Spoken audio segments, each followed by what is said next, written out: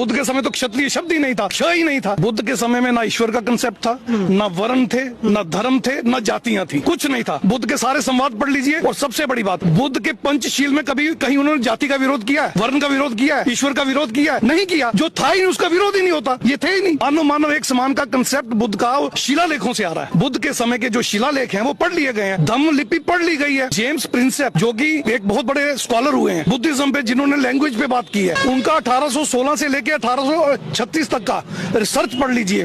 उस रिसर्च में उन्होंने पूरी डिक्शनरी बुद्ध की धम्म लिपि की बना दी थी। और अब धम्म लिपि आज तक सारी पढ़ ली गई है। कोई इनकी रामायण महाभारत गीता तब कोई नहीं लिखी गई थी। आप देख लीजिए, उसमें सारी बुद्ध जातक कथाएं हैं। 1464 में इनका पहला धर्म ग्रंथ जो है वो लिखा गया, ऋग्वेद। और उसके बाद के सारे धर्म ग्रंथ है। उसके पीछे कोई धर्म ग्रंथ था ही नहीं। ओरली जो था वो 1000 साल पहले का था, मगर वर्बल था। रिटर्न 1464 के बाद के। बुद्ध के समय तो क्षत्रिय शब्द ही नहीं था, श ही नहीं था। बुद्ध के समय में ना ईश्वर का कंसेप्ट था, ना वर्ण थे, ना धर्म थे, ना जातियां थी, कुछ नहीं था। बुद्ध के सारे संवाद पढ़ लीजिए। और सबसे बड़ी बात, बुद्ध के पंचशील में कभी कहीं उन्होंने जाति का विरोध किया है, वर्ण का विरोध किया है, ईश्वर का विरोध किया है? नहीं किया। जो था ही नहीं उसका विरोध ही नहीं होता, ये थे ही नहीं। मानव मानव एक समान का कंसेप्ट बुद्ध का शिलालेखों से आ रहा है। बुद्ध के समय के जो शिलालेख हैं वो पढ़ लिए गए हैं, धम्म लिपि पढ़ ली गई है। जेम्स प्रिंसेप जो कि एक बहुत बड़े स्कॉलर हुए हैं बुद्धिज्म पे, जिन्होंने लैंग्वेज पे बात की है, उनका 1816 से लेकर 1836 तक का रिसर्च पढ़ लीजिए।